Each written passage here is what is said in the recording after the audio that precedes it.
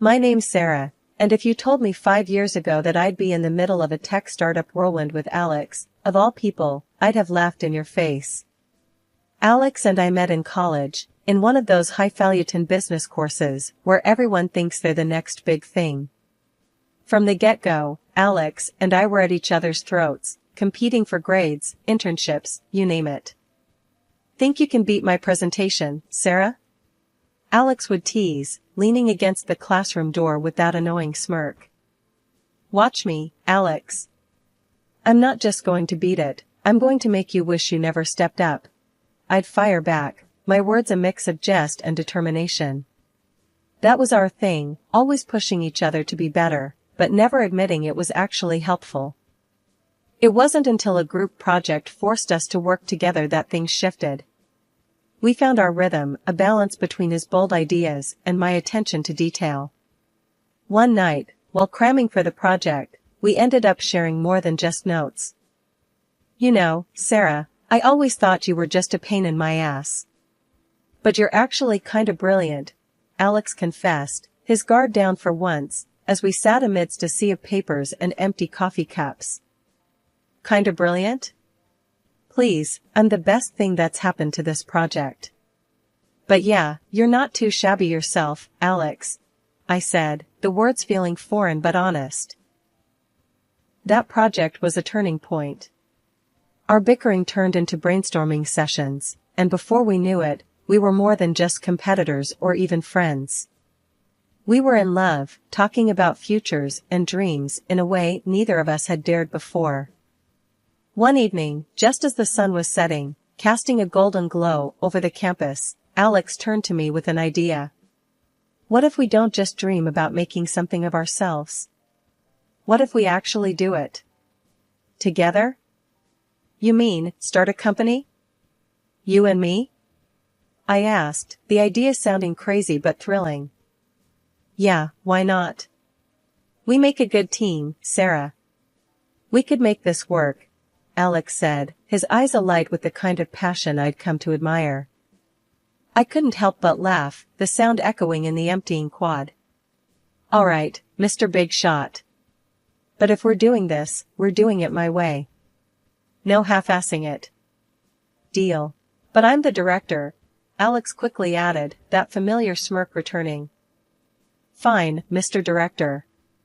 But remember, behind every great man is a woman rolling her eyes, I quipped, our laughter mingling with the promises of the future. Fast forward to graduation, and we were married. Not just to each other, but to our dream. We poured everything we had into our startup. Alex took the title of director, wearing it like a crown.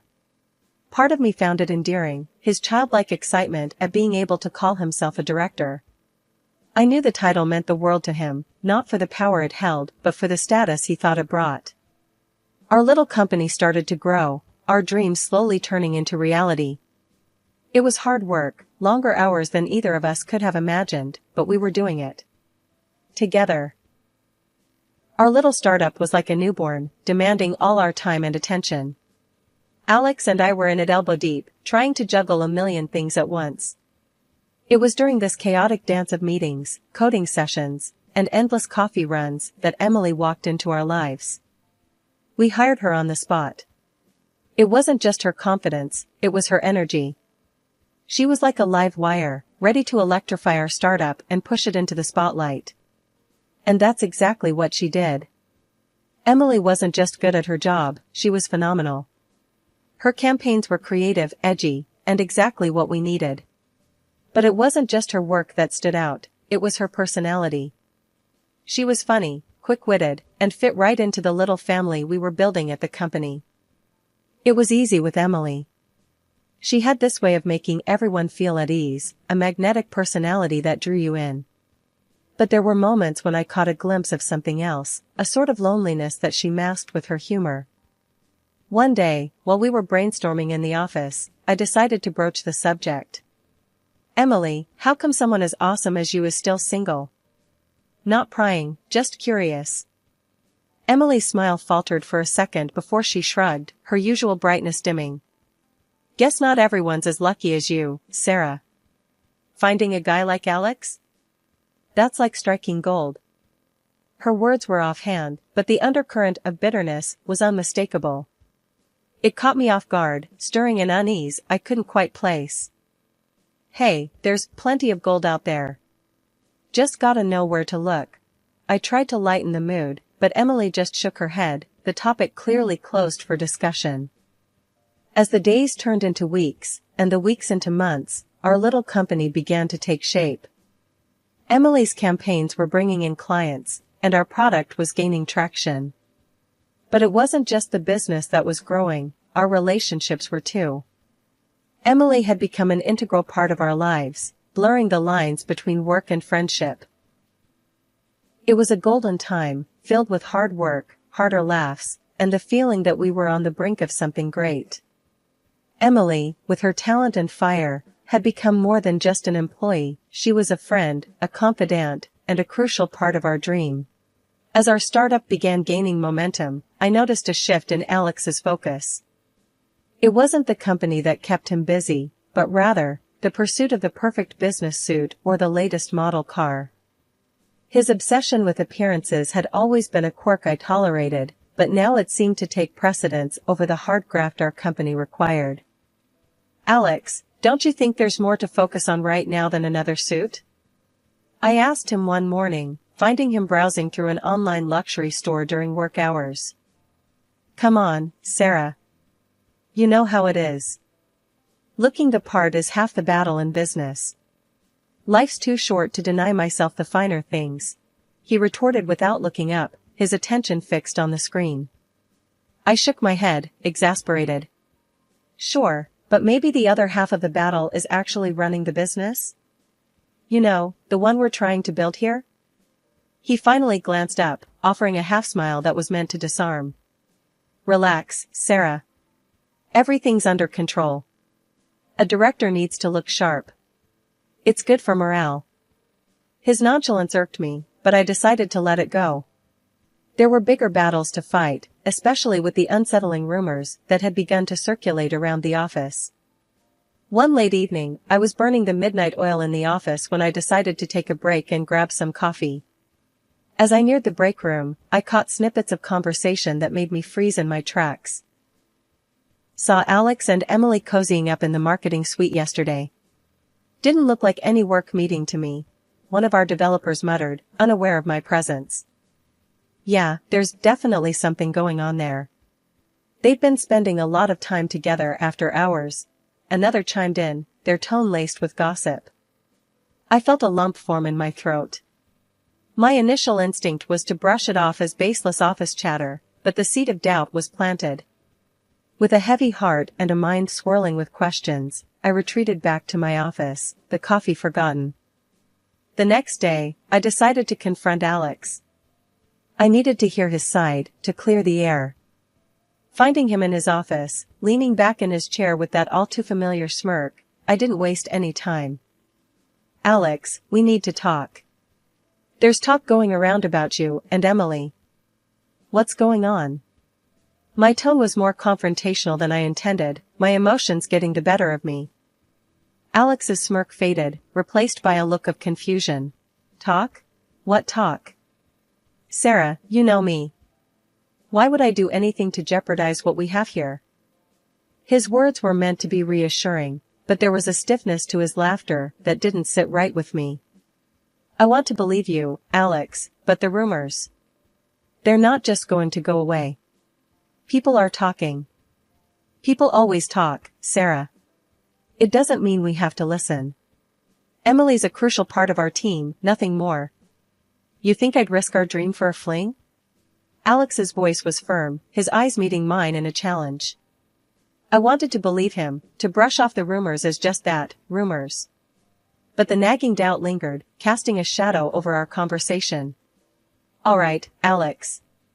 I just needed to hear it from you. Let's just focus on the work, okay? Always, he replied, but the ease that once defined our interaction seemed strained, tainted by suspicion. In the days that followed, I threw myself into my work, trying to ignore the whispers and the sideways glances. Emily, for her part, seemed oblivious to the rumors, her focus solely on her campaigns. But the atmosphere in the office had changed. What was once a place of camaraderie and innovation now felt like a minefield. I found myself observing Alex and Emily more closely, searching for any sign that the rumors might be true. Their interactions, once thoughtless and friendly, now seemed fraught with hidden meanings. The weeks leading up to the big contract signing were a blur of negotiations, revisions, and, frankly, a fair bit of groveling. The director on the other end was the type who'd make a saint swear. Every meeting, every call, it felt like wading through mud.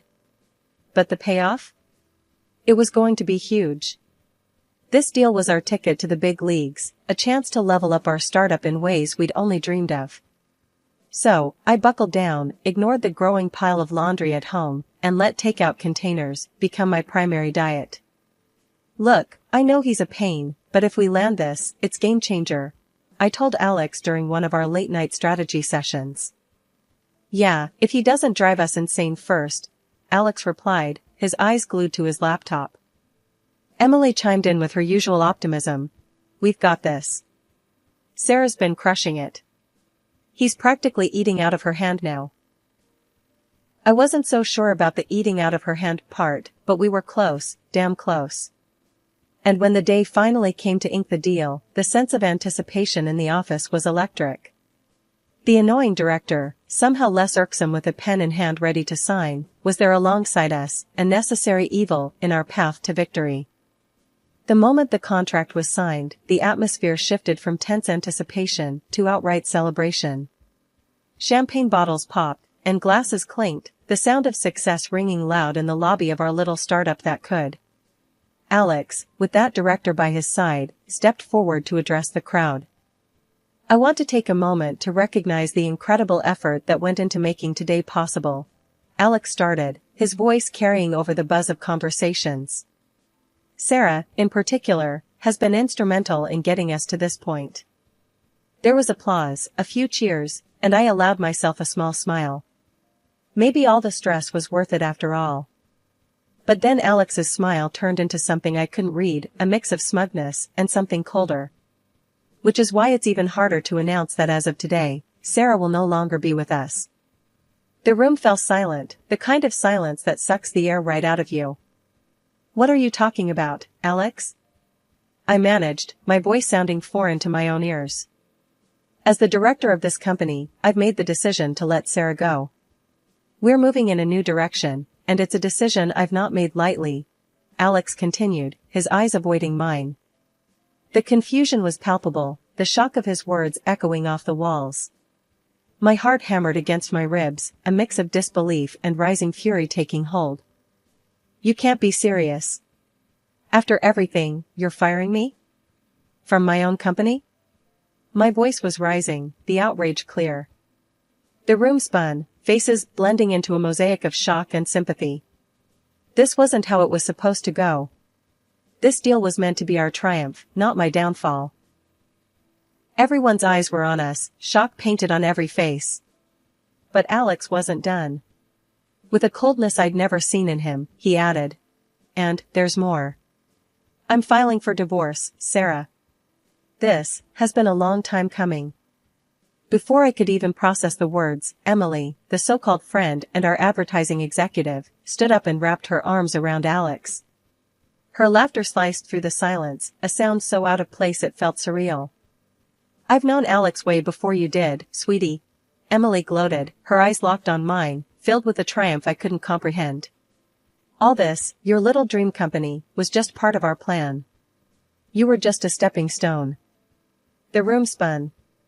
This was a nightmare. You planned this? My voice was barely a whisper, my mind struggling to piece together the betrayal. Alex shrugged, a smirk playing on his lips. Business is business, Sarah. We needed you to get the company off the ground, to seal the deal. And now, we're moving on. The betrayal stung, a physical pain in my chest. I stood up, my chair scraping loudly against the floor. The eyes of our employees, once filled with respect and camaraderie, now showed anger and disbelief. I can't believe you, was all I managed to say before turning to leave, my vision blurred by tears. But then, something unexpected happened. One by one, our team stood up. "We're with you, Sarah," Mark, one of our developers, said firmly. "We don't want any part of this betrayal." "Yeah, count us out," another joined in. "We signed up to work with you, not them." Their words, their solidarity, gave me strength. I wasn't alone.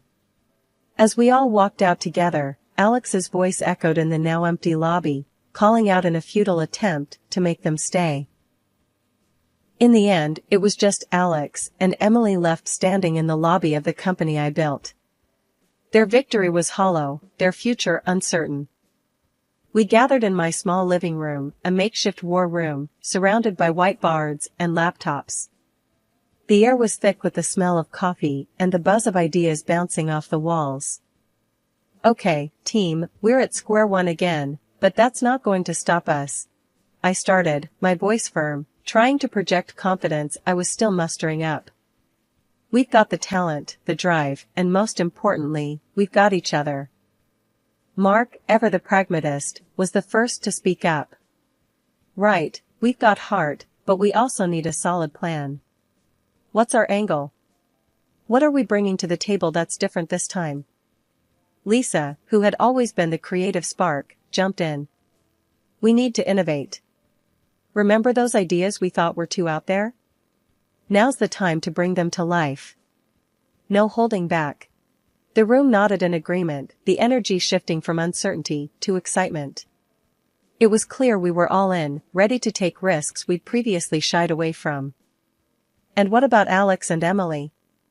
"They're not going to take this lying down," I said, the thought of facing them again leaving a bitter taste. "We focus on us, not them," Mark said firmly.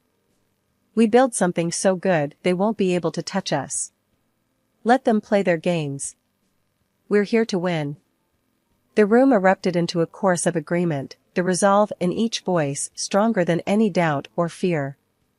"We need a name," Lisa suddenly said, a smile spreading across her face. "Something that tells the world we're not just back, but better than ever." The suggestions started flying, some ridiculous, some brilliant, but all of them infused with the hope and camaraderie that had brought us together in my living room. After hours of debate, brainstorming, and more cups of coffee than I could count, we landed on a name that felt right. It was bold, it was fresh, and it perfectly captured the essence of our new beginning. Phoenix. With our mission clear and our spirits high, we ended the meeting with a sense of purpose. The road ahead was uncertain, but for the first time since the betrayal, I felt like we were on the right path. As everyone packed up their things, Mark lingered behind, a thoughtful look on his face. "You know, Sarah, what Alex did, it's going to make our victory that much sweeter. We're going to show him what he lost. We're going to show everyone." His words were the reassurance I needed. Yes, we had been knocked down, but we were far from out. This wasn't just about revenge, it was about proving to ourselves that we could rise from the ashes, stronger and more united than ever. After filing for divorce, I felt a weight lift off my shoulders, the kind you don't realize you're carrying until it's gone. My newfound freedom was intoxicating, a fresh start I hadn't known I desperately needed. Then, out of the blue, Alex called, his voice dripping with urgency and desperation. He wanted to meet, and despite every instinct telling me it was a bad idea, curiosity won over. We agreed to meet at a rundown diner on the outskirts of town, a place so nondescript it felt like a metaphor for our failed marriage. Alex was already there when I arrived, looking like a shadow of the man I once knew, with Emily, the cause of all this drama, clinging to his arm like a designer handbag. "Sarah, thank you for coming," Alex began, trying to muster a semblance of dignity. We're in a bit of a bind." Emily, her eyes swollen from what I assumed were tears, chimed in with a sniffle.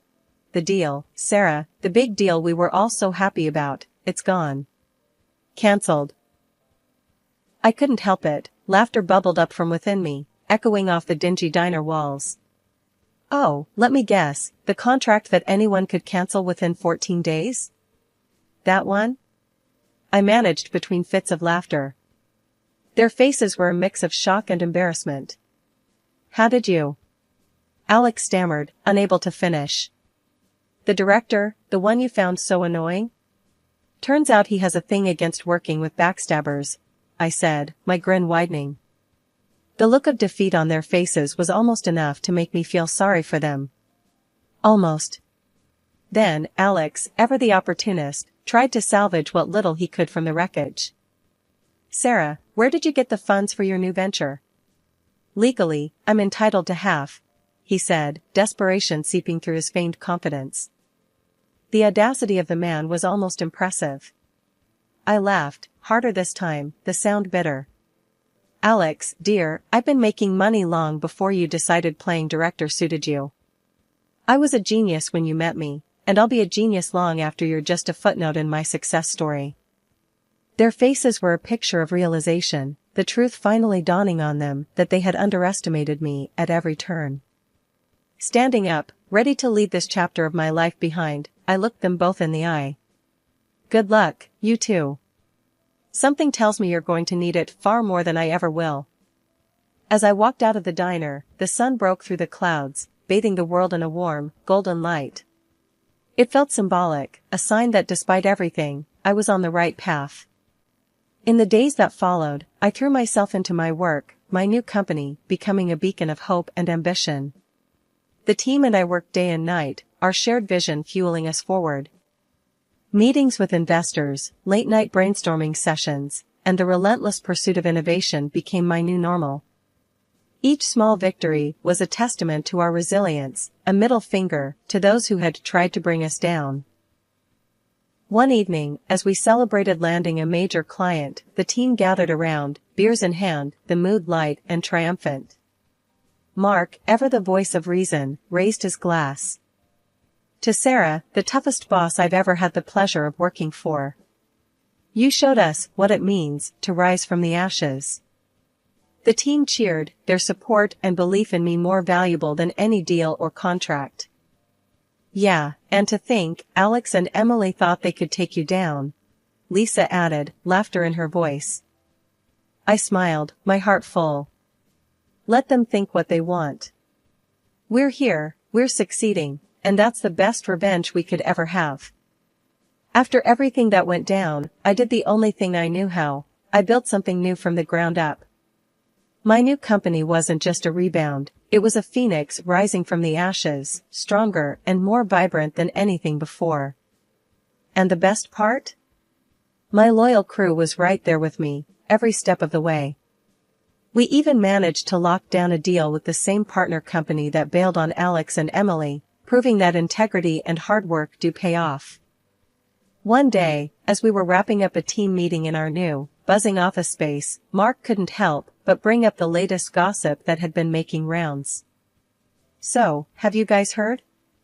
Alex and Emily's venture tanked. They're drowning in debt.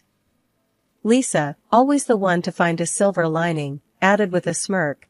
Guess they learned the hard way that you can't build something lasting on lies and betrayal. I leaned back in my chair, the corners of my mouth turning up. Well, it's a tough lesson, but it looks like karma doesn't take shortcuts. The room filled with nods and murmurs of agreement. It was true, we'd come out on the other side of adversity, not just surviving, but thriving. Alright, team, let's keep our eyes on the prize. We've got a lot to do, and I'm damn proud of what we've achieved.